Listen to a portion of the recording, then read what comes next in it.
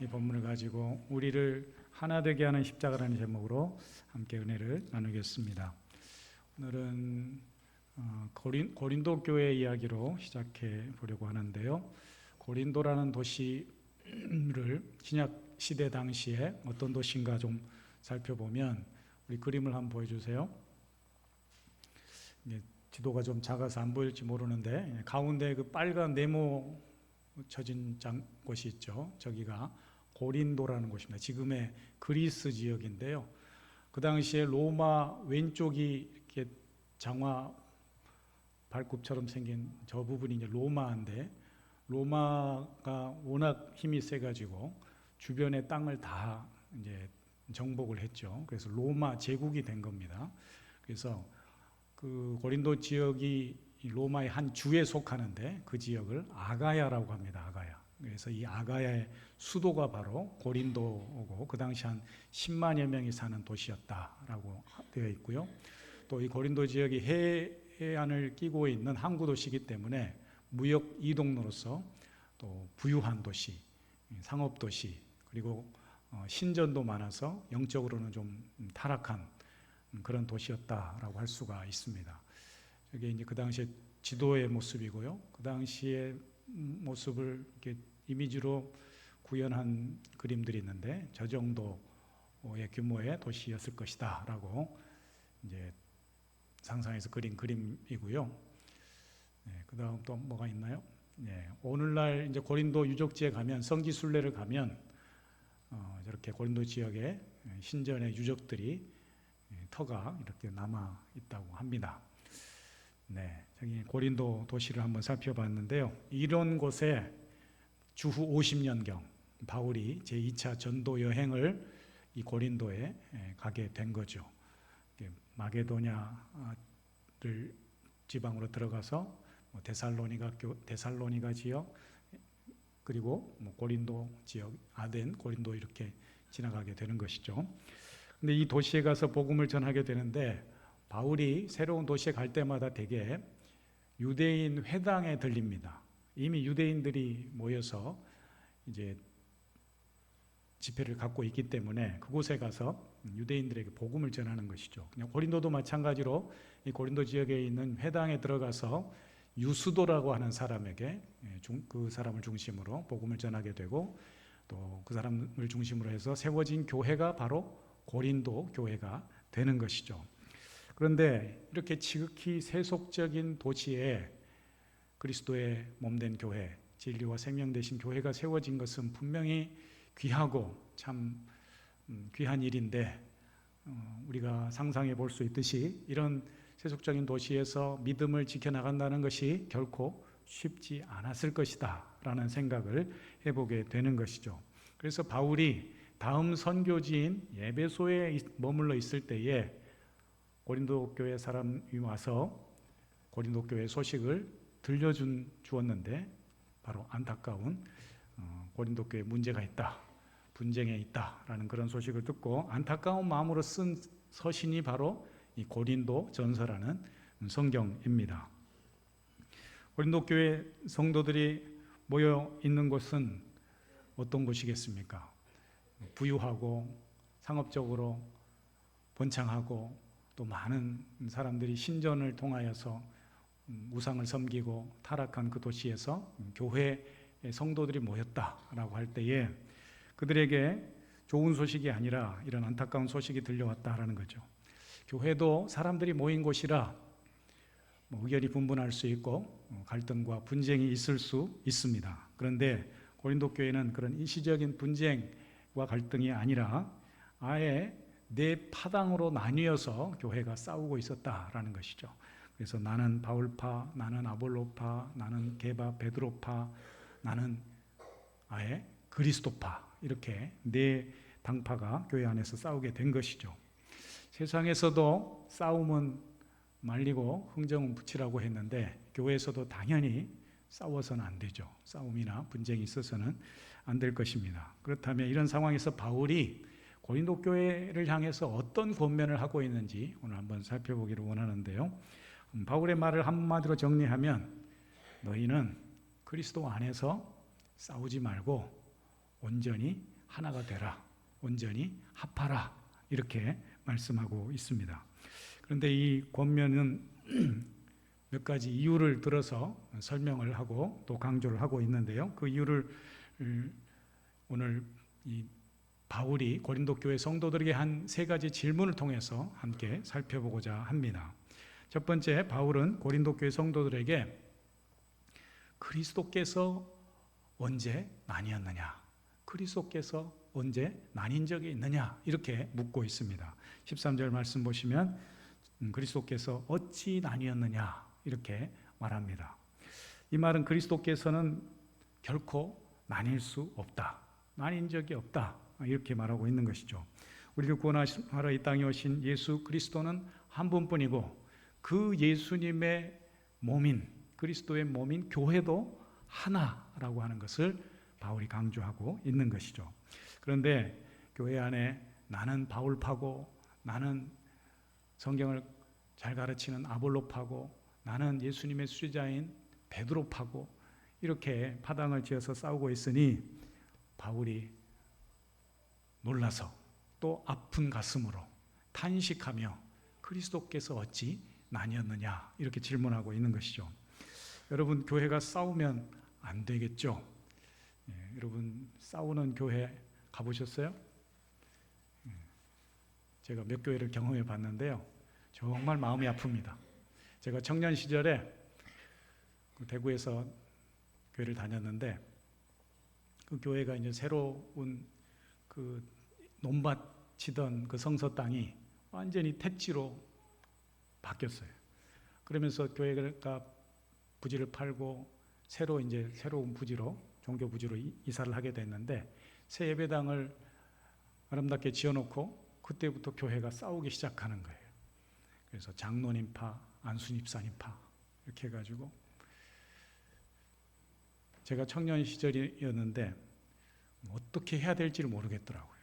그래가지고 그 당시에 뭐 새벽 기도도 안 나가던 제가 그 교회가 그렇게 싸우는 걸 모습을 보고 안타까워서 새벽마다 무릎을 꿇고 눈물로 교회를 위해서 기도한 적이 있습니다. 그러니까 교회가 싸우면요, 성도들이 정말 너무 마음이 아픕니다. 비참해집니다. 그리고 목회자도 병들고요, 또 무엇보다도 그리스도의 이 교회 주인 되신 예수님께서 더 마음 아파하신다라는 것이죠. 제가 그 교회에서 세상 사람들과 보다도 더한 그런 치열한 싸움을 보면서 정말 교회에 대한 한편으로는 안타까운 마음과 또 한편으로는 교회가 이럴 수 있나라는 그런 안타까운 마음을 가졌던 적이 있습니다. 그래서 바울은 이렇게 권면합니다. 형제들아, 내가 우리 주 예수 그리스도의 이름으로 너희를 권하노니 모두가 같은 말을 하고 같은 마음과 같은 뜻으로 온전히 합하라. 이렇게 10절에서 고린도 교회 성도들에게 권면하고 있습니다. 같은 마음과 같은 뜻으로 온전히 합하라. 재밌는 것은 이 합하라는 표현이 예수님이 제자들을 부르시잖아요. 제자들을 부르러 갈 때 어떤 제자는 그물을 던지고도 있고 어떤 제자들은 그물을 깁고 수선하고 있다고 했는데 그 표현하고 똑같은 말이에요. 카타르티조라고 하는 그물을 깁는다, 꿰맨다 할 때 그 표현이 여기 쓰이고 있어요. 온전히 합하라. 이 말은 무슨 말이냐? 이 찢겨진 공동체, 이 아픔 가운데 있는 교회를 속히 회복시켜라, 하나 되게 하라라는 그런 의미가 담겨져 있는 것이죠. 분열된 교회, 찢겨진 교회 공동체를 향해서 다시금 회복을 위해 간절하게 탄식하며 애절하게 부탁하고 있는 것이 바로 바울의 모습입니다. 두 번째로 바울은 내가 너희를 위하여 십자가에 못 박혔느냐, 이렇게 질문합니다. 그리스도가 나뉜 적이 있느냐라는 질문과 함께 이어서 내가 너희에게 내 이름으로 세례를 준 적이 십자가에 못 박혔느냐라고 묻고 있는 것이죠. 이 말이 무슨 말이냐? 교회의 주인은 결코 사람이 될 수 없다라는 말입니다.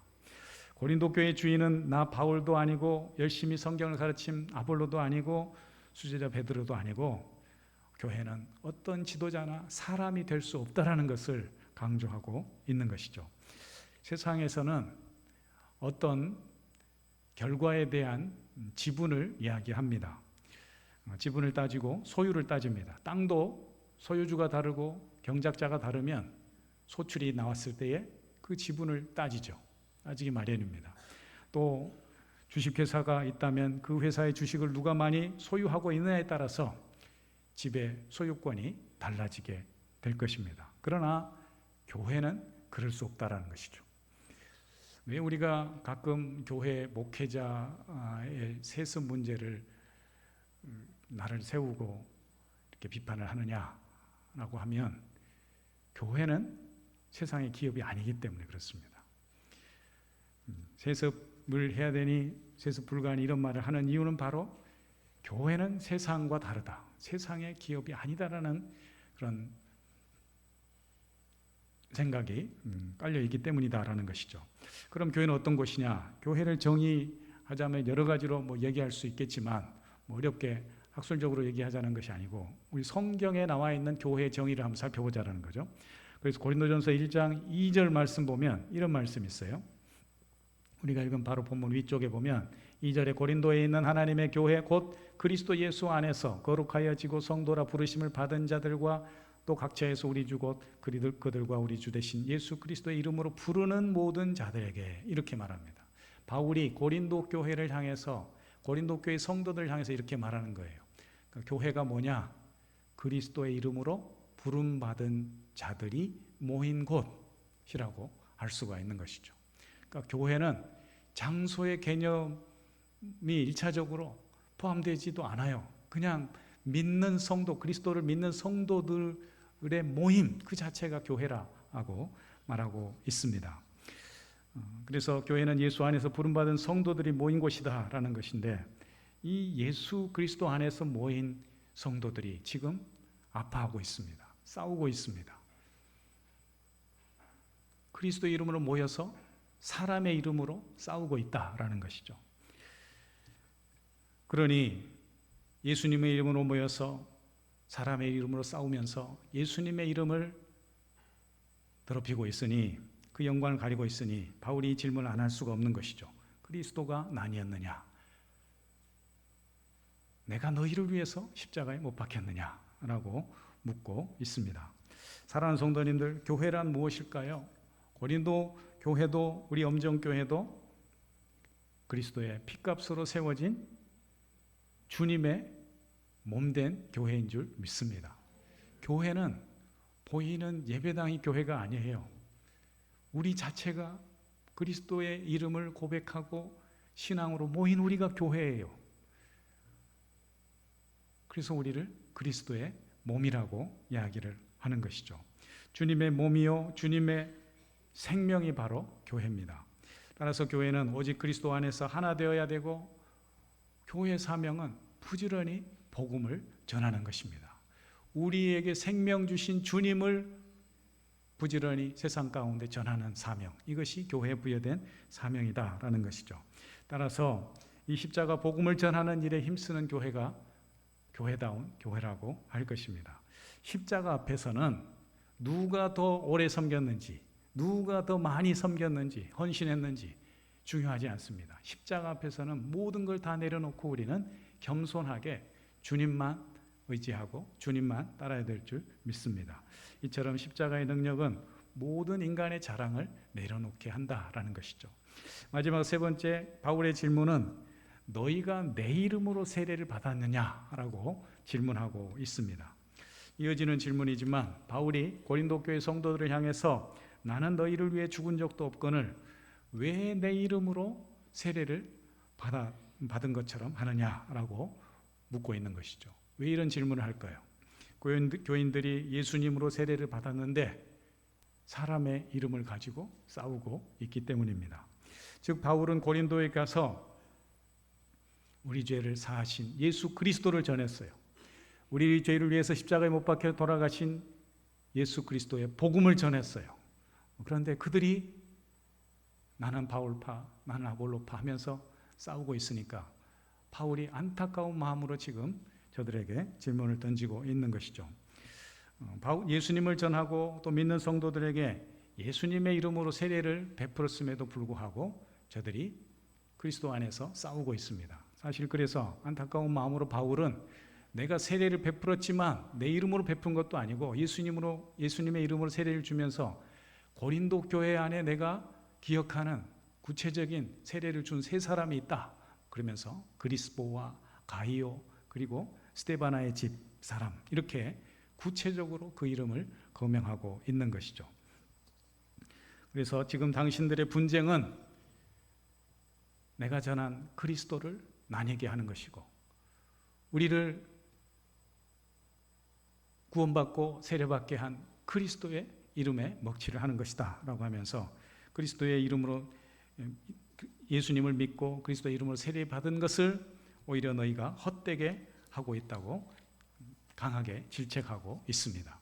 흥미로운 것은 이 세속적인 도시에 세워진 고린도 교회가 특이하게도 은사가 많은 교회였습니다. 성령의 은사가 풍성했다라고 했습니다. 그래서 7절 말씀에도 보시면 너희가 모든 은사에 부족함이 없이 우리 주 예수 그리스도의 나타나심을 기다림이라. 고린도 교회 안에 특별히 은사가 많았다라는 거예요. 그리고 고린도전서 12장에도 보면은 매우 구체적으로 저들 안에 있던 은사들을 거명합니다. 그래서 지혜의 은사, 지식의 은사, 병고침의 은사, 방언 통역, 여러 은사들을 9가지 은사를 구체적으로 바울이 예를 들고 있습니다. 이렇게 풍성한 은사가 넘치던 그런 교회였는데 왜 이렇게 됐을까요? 그들이 이런 귀한 은사를 가지고 주님의 몸된 교회를 섬기고 열심히 신앙생활하고 또 겸손하게 교회를 섬겼다면 얼마나 교회가 은혜에 충만했겠습니까? 그럼에도 불구하고 저들이 성령 충만함으로 은혜와 사랑으로 충만한 교회가 된 것이 아니고 서로 분쟁하고 싸우고 있다는 것이 정말 아이러니하고 안타까운 일인 것이죠. 그 원인을 진단할진대 그것은 다름 아닌 우리 모두가 그리스도의 몸으로서 그리스도께 속한 자라는 인식이 부족했다라는 것이죠. 또 그리스도의 십자가 능력을 앞세우는 십자가 중심의 복음 중심의 신앙이 부족했다라는 것이 이 고린도 교회의 분열과 싸움의 문제점 원인이라고 할 수가 있습니다. 고린도 교회 성도들에게는 지혜와 지식의 은사가 풍성했을지 모릅니다. 그러나 그들에게는 그리스도의 십자가만이 하나님의 지혜와 능력이라고 하는 분명한 십자가 신앙에 대한 고백이 부족했다라는 것이고 이 복음 신앙에 대한 신앙 고백과 함께 예수님 안에서 하나 되는 그 사랑의 모습이 부족했다라는 사실입니다. 십자가 능력을 붙들고 교회 안에서 겸손히 섬기며 예수 그리스도의 다시 오심을 사모하는 그런 믿음에 굳건하게 서 있었다면 저들이 복음 안에서 진실하게 주님을 섬겼다면 지금의 이런 저들이 파당을 지어서 싸우는 일은 없었을 것이다 라는 것이 성경의 증언입니다. 그렇습니다. 교회는 철저하게 그리스도의 공동체요 성령의 공동체인 줄 믿습니다. 복음 중심의 교회, 십자가 중심의 교회가 되어야 할 줄 믿습니다. 교회는 그리스도의 몸이요 또 그리스도의 생명이라고 할 때에 교회는 오직 그리스도만을 기초로 삼고 주님만을 기준으로 삼고 주님의 말씀만을 의지하고 살아가는 교회 공동체가 되어야 할 줄 믿습니다. 그래서 건강한 교회라는 것은 어떤 전통이나 관습도 아니고 지도자도 아니고 오직 예수 그리스도가 중심이 되어 이끌림 받는 교회, 그 교회가 바로 온전한 교회, 바른 교회인 줄 믿습니다. 우리는 바울의 이름이나 교회의 이름, 사람의 이름으로 부름받은 사람이 아니라 예수 그리스도를 믿는 그리스도인으로 불렸다는 사실을 기억해야 할 것입니다. 사랑하는 성도님들, 우리 교회 사랑이 곧 주님 사랑인 줄 믿습니다. 그리스도의 몸된 교회를 위해서 교회를 사랑하고 교회를 위해 헌신하는 것은 곧 주님을 위한 헌신이기 때문에 결코 헛되지 않은 줄 믿습니다. 주님이 기억하십니다. 그런데요, 우리가 우리 교회를 위해서도 기도할 뿐만 아니라 한국 교회를 위해서 기도해야 돼요. 세속주의에 물들고 있어요. 그 예를 제가 말씀드려 볼까요? 우리 총회에서도요, 합병을 공식적으로 교회 합병을 이야기합니다. 자꾸 어려워지니까 교회들이 어려워지고 농촌교회 교인들이 줄어들고 그러니까 노회 안에서 합병위원회를 잘 구성해서 교회들을 하나로 합병해라, 이런 이야기가 공식적으로 나옵니다. 그런데 물론 어떤 교회는 정말 성도들이 두세 명 남아서 합병할 수밖에 없는, 교회를 폐지하고 다른 교회와 하나가 될 수밖에 없는 그런 어쩔 수 없는 상황도 있긴 하지만, 이 합병이라는 주 논리는 근거는 뭐냐면요, 사실 목회자의 수급과 목회자의 생활비와도 상관이 있어요. 연관이 있어요. 그러니까 교회가 성도가 있어야 목회자 사례비도 드리고 교회 운영이 되는데, 교회에 사람이 없으니, 성도가 없으니 그 교회는 이제 더 이상 운영할 수 없습니다. 폐지해야 됩니다. 합병해야 됩니다. 이런 얘기를 하는 것이죠. 그러니까 너무나도 현실적인 이야기예요. 어쩌면 당연한 이야기인지도 몰라요. 또 합병을 원하고 있는 교회도 있을지 몰라요. 그런데 그 중심에 무엇이 자리 잡고 있느냐? 그리스도의 몸된 교회이기 때문에 주님이 책임지십니다. 주님이 붙드십니다.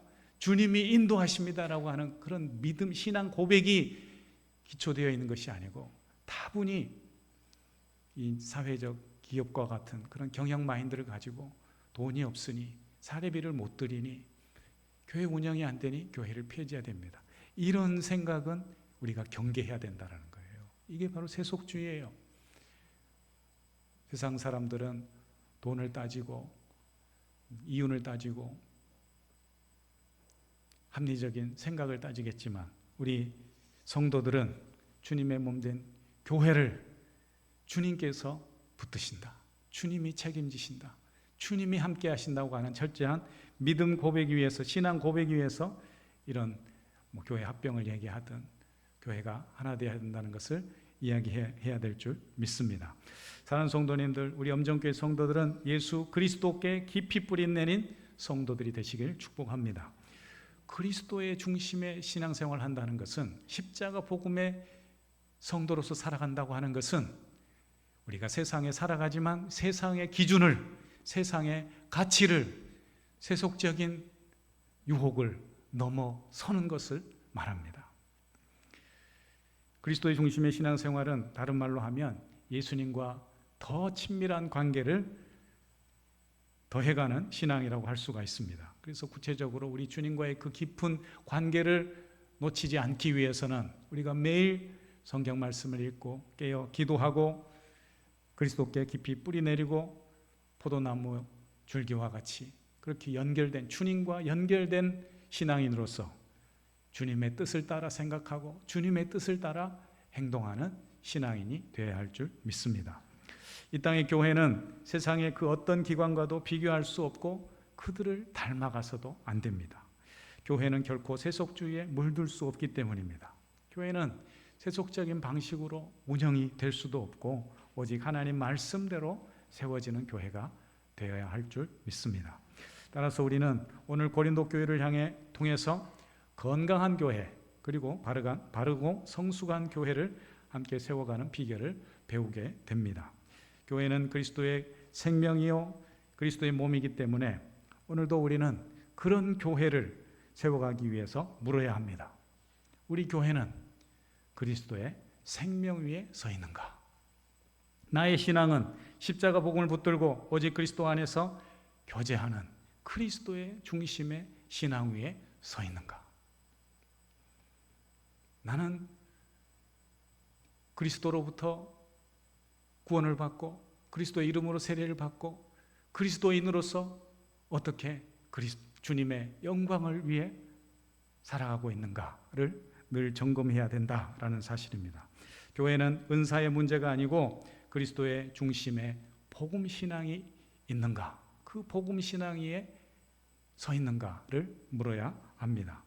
십자가를 붙드는 신앙은 겸손하게 자신을 낮추지만 은사를 붙들고 사람을 붙들고 다른 가치관을 붙드는 순간 우리는 주님의 영광을 가리는 신앙이 될 수도 있다는 사실입니다. 사랑하는 성도님들, 사실 우리가 교회 안에서 주 안에서 하나 되려고 애써야 한다라는 말씀을 드리려고 하지만, 그러나 이미 우리는 그리스도 안에서 하나 된 성도들인 줄 믿습니다. 그러니까 따로 애쓰지 않아도 돼요. 우리가 한 사람 한 사람이 그리스도께 제대로 뿌리 내리고 있으면 그 교회는 저절로 하나가 되고 주님의 영광을 드러내는 그런 복된 교회가 될 줄 믿습니다. 이제 우리가 할 일은 새로운 방법을 찾는 것이 아니고 그저 교회의 기초요, 신앙의 기초인 십자가 앞으로 다시 돌아오는 것입니다. 이미 우리에게 허락하신 그 복음 신앙을 붙들고 십자가 아래서 설 때에 우리는 하나가 될 수 있다라는 것이죠. 오늘 고린도 교회를 향한 바울의 질문에 대해 이제는 자신 있게 그리스도 중심의 신앙 위에 서서 하나님의 지혜와 능력이신 십자가를 붙들고 승리와 회복을 경험하는 우리 모든 성도들이 될 수 있기를 축복합니다. 십자가만이 우리의 능력임을 기억하고 고난 속에서도 아픔 속에서도 세상의 그 어떤 어려움 속에서도 십자가 능력으로 넉넉히 이기며 살아가는 우리의 모습을 통하여서 살아계신 주님을 증거하고 우리를 구원하시고 사랑하시는 그 하나님의 살아계심을 증거하는 우리 모든 언정교회 성도들이 될 수 있기를 주의 이름으로 축원합니다. 기도하겠습니다. 하나님 아버지, 오늘 주신 말씀대로 우리가 십자가 중심의 신앙생활을 하며 나아갈 때에, 우리 그리스도 중심의 신앙생활을 하며 나아갈 때에 우리를 통하여서 십자가 능력이 나타나고 교회의 주인 되신 하나님, 주님의 능력이 드러나며 하나님께만 영광 돌리는 우리의 삶이 되게 하여 주시옵소서. 예수님의 이름으로 기도합니다. 아멘.